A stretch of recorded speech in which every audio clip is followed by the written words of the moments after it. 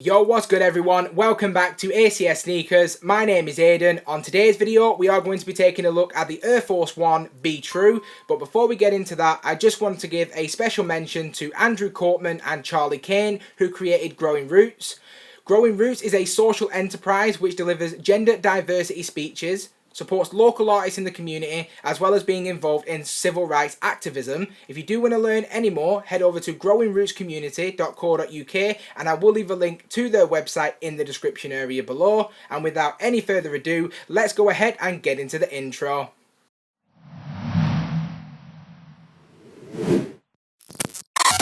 So before we do go any further, as is customary on my channel, let's go ahead and discuss the shoe's history.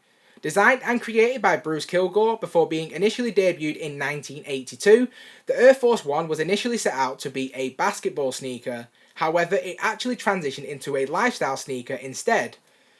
Over the course of its 38-year history, we have seen over 2,000 different variations on the model. However, in that time, not a lot has actually changed. The Air Force 1 continues to be one of the most successful sneakers ever released and one of the most recognisable in the world. The Air Force 1 was actually the very first sneaker by Nike to feature the Nike Air technology way back in 1982. And that's enough for the shoe's history for the time being. Let's now go ahead and get into the unboxing.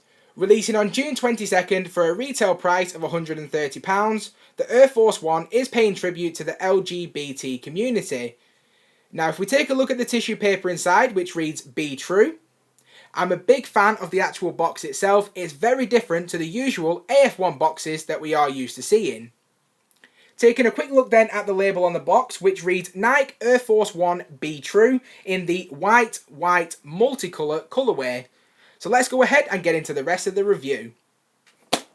And here we go guys, I now have the Air Force 1 Be True in hand, so let's get straight into the review. Starting out with the toe cap area, which is crafted from a textured leather. If we then move up to the toe box, we can see the same textured leather, but it has a pebbled perforated finish. Now, this material is likely to crease very early on, so to avoid any additional creasing to the toe box area, I would recommend a Sneaker Shield's crease protector, and I will leave a link in the description area below. But other than that, I would actually say that the leather quality on the toe box area is a lot nicer to look at and feel than other AF1 models that I've had in my collection.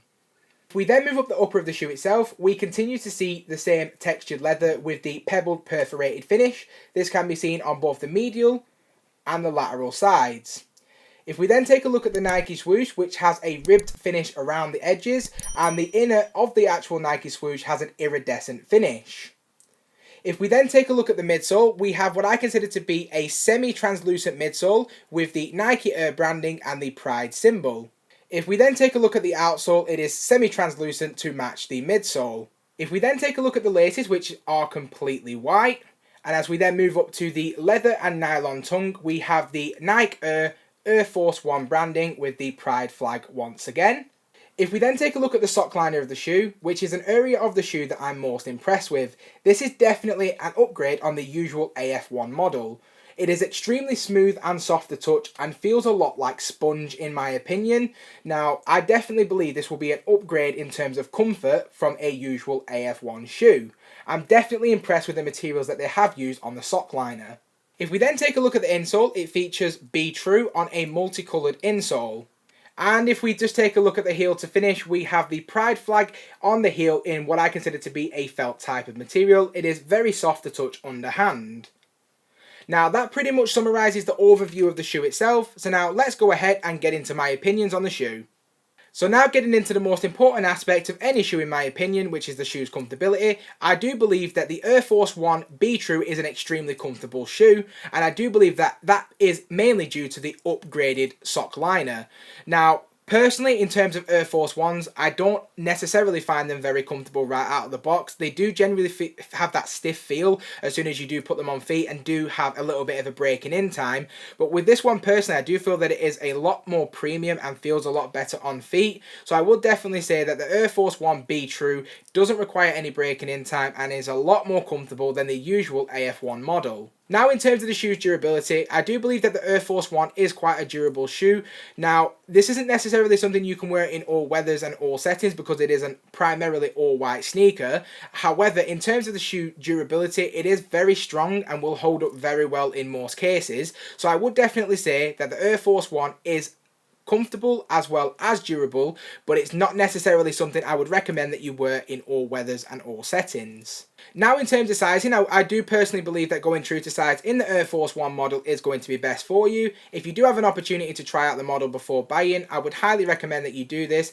Now the Air Force 1 does generally sit around at most retailers, and as the lockdown has been lifted slightly, you can actually go ahead and try out a pair at your local JD or Foot Locker before going ahead and investing in this pair. Given the price difference from a usual AF1 model, I would highly recommend that you know your size before investing in this pair.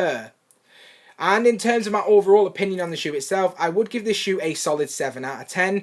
It's just not a sneaker that would be in my collection or I would see myself wearing, and that's why I feel a 7 out of 10 is a pretty fair reflection. Let me know in the comment section below what your thoughts are on the AF1 Be True. And now let's go ahead and take a better look at the shoe itself.